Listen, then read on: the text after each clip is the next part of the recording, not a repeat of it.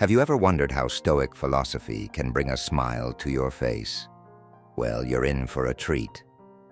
Welcome to the Stoic Humor Hour. I'm your host, Marcus Aurelius, and today we're diving into the delightful world of Stoic philosophy with a humorous twist. If you're ready to laugh while learning how to be a better Stoic, then buckle up and let's get started. Stoicism often gets a bad rap for being overly serious, but the truth is that the Stoics had a keen sense of humor. They understood that life is full of absurdities and that laughter can be a powerful tool for resilience. So let's explore how we can embrace the lighter side of Stoicism while still holding on to its profound wisdom. Have you ever wondered how Stoic philosophy can bring a smile to your face?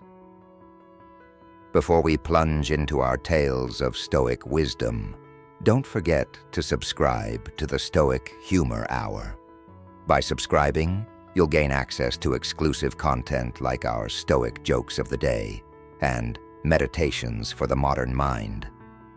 Plus, you'll be entered into our monthly drawing for a free copy of Marcus Aurelius's Meditations. The annotated version, of course. But that's not all. As a subscriber, you'll also receive weekly insights into how to apply Stoic principles in your everyday life. Whether it's tips on maintaining your composure during a stressful meeting or finding humor in life's absurdities, we've got you covered. Imagine starting your day with a dose of Stoic wisdom paired with a chuckle. What better way to set a positive tone? And don't forget our special segments like Stoic Celebrity Spotlights, where we explore how famous figures throughout history have embodied Stoic principles, often with a humorous twist. So hit that subscribe button and let's ride the waves of laughter together. Remember, the Stoics believed that a good laugh can be just as valuable as deep philosophical reflection. Join us on this journey of laughter and learning, because life is too short to take too seriously. Picture this. A Stoic walks into a bar and orders a drink. The bartender asks, "What'll it be?" The Stoic replies, "Whatever happens is fine with me." The bartender, confused, pours him a glass of water. "I said whatever," the Stoic exclaims. "Ah, but water is what you needed, not what you wanted." This, my friends, is the essence of going with the flow. Stoicism teaches us to embrace life as it comes, with humor and grace. It reminds us that while we can't control every situation, we can control our reactions to them. Imagine the Stoic sitting at the bar, sipping his water while others around him are lamenting about their bad days. One patron complains about a terrible boss, another gripes about a flat tire, and yet another is fretting over a missed date. The Stoic simply smiles and says, "Ah, the beauty of life. Each complaint is just another opportunity to practice our virtue of patience." As the night goes on, the bartender, intrigued by the Stoic's calm demeanor, asks, "How do you stay so relaxed? Don't you ever get upset?" The Stoic chuckles and replies, "Of course, I get upset all the time. Just last week, I stubbed my toe on a rock. But instead of cursing the rock, I thanked it for reminding me to watch where I'm going. And besides, it gave me a great excuse to practice my deep breathing." This is the heart of Stoicism, finding humor in the chaos and using every little inconvenience as a lesson. So let's explore how we can navigate life's unpredictable waters while keeping our sense of humor intact. Let's dive into some hilarious stories that showcase how Stoics go with the flow. These tales illustrate not only the resilience of Stoic philosophy, but also how humor can be a powerful ally in navigating life's unpredictable moments. Meet Cato, a Stoic who was driving his chariot one sunny day when, bam, a flat tire. Now, most folks would be cursing the gods and shaking their fists at the sky. But not Cato. He calmly pulled over, got out, and started changing the tire. As he worked, a passerby stopped to help. "Need a hand?" the stranger asked. Cato looked up, smiled, and said, "No thanks, my friend. It's just a flat tire. I'm in control of my reaction, not the tire." The passerby shook his head in disbelief. "You Stoics are a strange bunch." Cato replied, "Strange or not, I'm still rolling with the punches, just like this tire." As Cato continued, he thought about how life often throws unexpected challenges our way, much like this flat tire.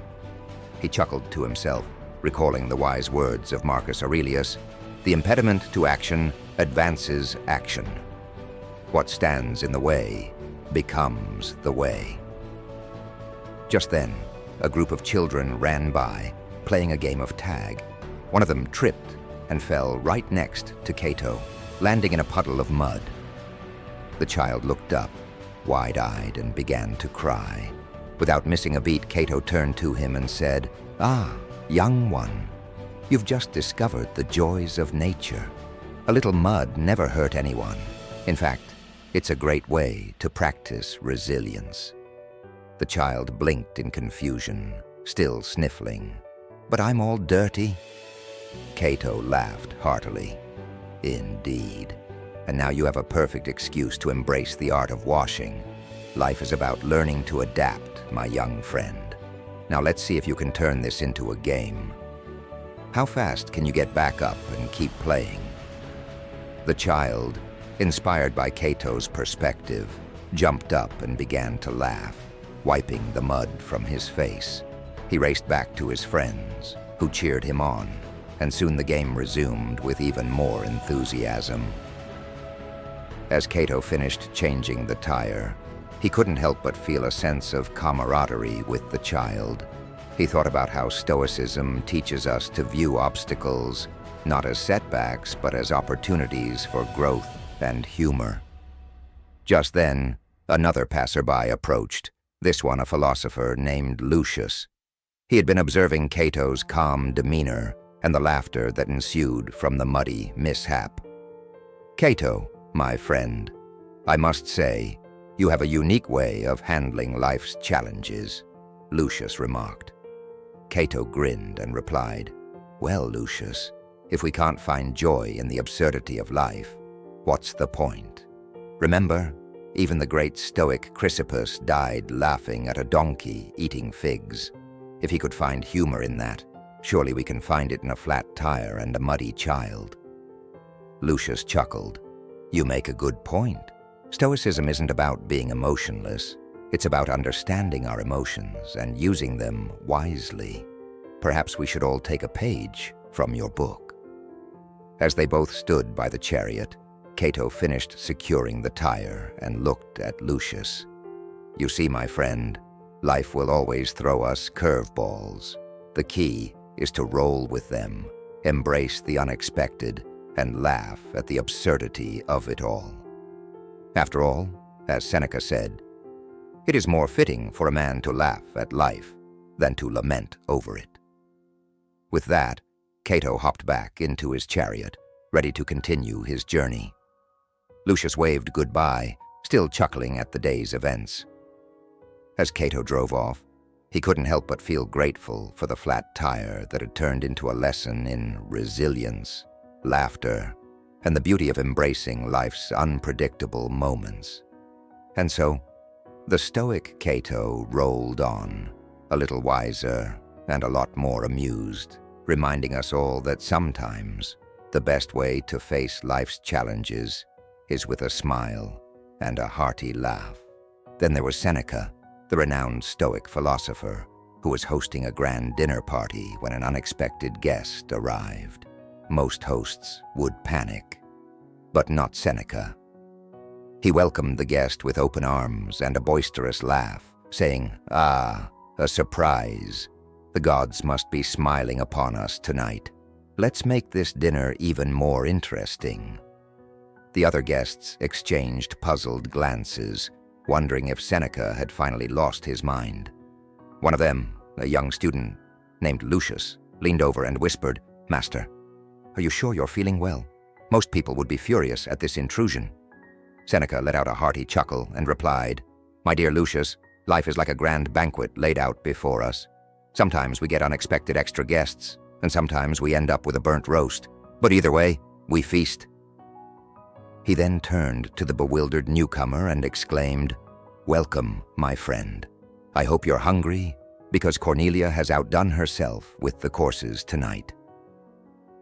As they dined, the unexpected guest, still perplexed by Seneca's jovial attitude, asked, "Forgive me, but why are you so calm about this? Surely you must be upset that your dinner party has been disrupted." Seneca paused, took a sip of wine, and replied with a mischievous grin, "Upset? Heavens, no. This is a delightful turn of events. You see, my friend, a true Stoic embraces life's surprises with open arms and a hearty laugh. What's the point of fretting over things beyond our control? Cornelia will simply have to add another setting to the table. And who knows, perhaps you have a fascinating story to share that will make this evening even more memorable." The guest, sensing Seneca's genuine warmth and humor, began to relax and even cracked a smile. The other guests, inspired by their host's equanimity, soon joined in the laughter and conversation, realizing that a little unexpected company was no reason to ruin a perfectly good feast. As the night wore on and the wine flowed freely, Seneca stood up and raised his glass, saying, "To life's delightful curveballs, may we always have the wisdom to roll with the punches and the humor to make the best of every situation." The room erupted in cheers and applause, and the dinner party continued well into the night, a testament to the power of Stoic grace under pressure and a good sense of humor. One day, Epictetus, the witty Stoic philosopher, was tending to his beloved garden when he accidentally knocked over a beautiful vase. Most people would have cried over the shattered pieces, but not Epictetus. He let out a hearty chuckle and said, "Well, well, well, what do we have here? A new modern art installation, courtesy of yours truly." He then proceeded to carefully pick up the fragments, arranging them in a whimsical pattern on the ground. "You see," he said to himself, "the vase was merely a preferred indifferent. Its destruction does not diminish my virtue or inner peace one bit." Just then, a friend named Lucius happened to be strolling by. He stopped in his tracks, bewildered by the sight of the eccentric philosophers playing with broken pottery. "Epictetus, my dear friend, are you quite all right?" Lucius asked. "Aren't you the least bit upset about your vase?" Epictetus looked up and flashed a mischievous grin. "Upset? Heavens, no!" he exclaimed. "Why be upset over a silly vase when I still have my beautiful garden to tend to?" He gestured around at the lush greenery surrounding them. "Besides, I can always plant a new vase. I mean a new flower. Or perhaps I'll turn this into a bird bath. The gods work in mysterious ways, my friend." Lucius shook his head in amazement. "You never cease to amaze me, Epictetus. Most people would be in tears over such a loss, but you've managed to find the humor in it. What is your secret?" Epictetus chuckled and replied, "The secret, my dear Lucius, is to maintain a sense of perspective. The vase was not my identity, nor was it essential to my happiness. It was simply a vessel that held water and flowers. Now, it has a new purpose, to bring a smile to my face and remind me not to take life too seriously." Now let's talk about Zeno, a Stoic philosopher known for his adaptability. One day while strolling through Athens, a sudden storm hit. Most people ran for cover, but not Zeno. He tightened his cloak and continued walking. As he passed a group huddled under an awning, one shouted, "Zeno, why don't you join us?" Zeno replied, "Why hide from the rain when I can dance in it?" The group stared in disbelief as Zeno twirled in the downpour. "You see," he said, "life is unpredictable. I can either complain about the rain or enjoy the refreshing shower. Besides, my hair needed a wash." Just then, a particularly gusty wind blew through, sending Zeno's cloak flapping dramatically. He struck a pose, arms wide open, and declared, "Behold, the mighty Zeno, conqueror of storms." A nearby merchant, trying to sell umbrellas, shouted, "You're going to catch a cold, my friend. Come under here." Zeno laughed and replied, "Why would I catch a cold? I'm just getting a free shower, and I assure you, I'm not made of sugar. I won't melt." As he continued to dance, Zeno noticed a few children laughing and splashing in puddles nearby. He called out to them, "Hey, little ones, join me. The rain is simply nature's way of reminding us to have fun." The children, inspired by Zeno's enthusiasm, ran over and started dancing alongside him. They twirled and jumped, creating a mini rain party. Zeno laughed heartily and said, "See, this is what life is about, embracing the unexpected and making a splash, literally." One of the children, drenched and giggling, asked, "But what if we get sick?" Zeno grinned and replied, "Ah, my young philosopher, sickness is just another opportunity to practice patience and resilience. Besides, if I do catch a cold, I'll have a great excuse to stay in bed and read philosophy all day." The group under the awning watched in amazement as Zeno continued his impromptu rain dance. "Look at him," one of them exclaimed. "He's lost his mind." Zeno overheard and shouted back, "Lost my mind? No, my friend. I've simply found my joy." You see, the Stoics teach us that while we cannot control the weather, we can control our response to it. And right now, I choose to be joyful. As the storm began to ease, Zeno finally stopped dancing, panting slightly but grinning from ear to ear. The children cheered, and he bowed theatrically. Thank you. I'll be here all week. Remember, when life rains on your parade, just dance in the puddles." With that, Zeno waved goodbye to the children and continued on his way. Leaving the group under the awning in fits of laughter, they realized that perhaps Zeno was onto something. After all, life is too short to hide from the rain. Sometimes you just have to embrace the downpour and dance like nobody's watching. And there you have it, folks. The essence of going with the flow, Stoic style. Whether it's a flat tire, an unexpected guest, or a sudden storm, Stoics know how to roll with the punches and keep their humor intact. Embracing life's curveballs. Life is full of surprises, and the Stoics teach us that how we respond to those surprises is what truly matters. Imagine you're at a wedding, and the DJ suddenly plays the wrong song for the first dance. While the bride and groom might be mortified, a Stoic in the crowd would simply chuckle and say, "Well, at least it's a chance for some spontaneous dance moves." Instead of fretting over the mishap, they'd probably grab a drink and join in, turning the moment into a hilarious memory rather than a disaster. After all, who doesn't love a good dance-off to a song that definitely wasn't on the playlist? The art of acceptance. Acceptance is a key principle of Stoicism. Picture this. You're on a long-awaited vacation, and a sudden downpour ruins your plans for a beach day. Most people would sulk and complain, but not a Stoic. They'd pull out a book, find a cozy cafe, and say, "Well, I guess the universe wants me to enjoy some quality reading time instead." And if the cafe happens to serve a delightful dessert, they might even add, "And what a splendid twist of fate. It seems the rain has led me to chocolate cake." Finding humor in everyday life. Humor is a powerful tool for Stoics.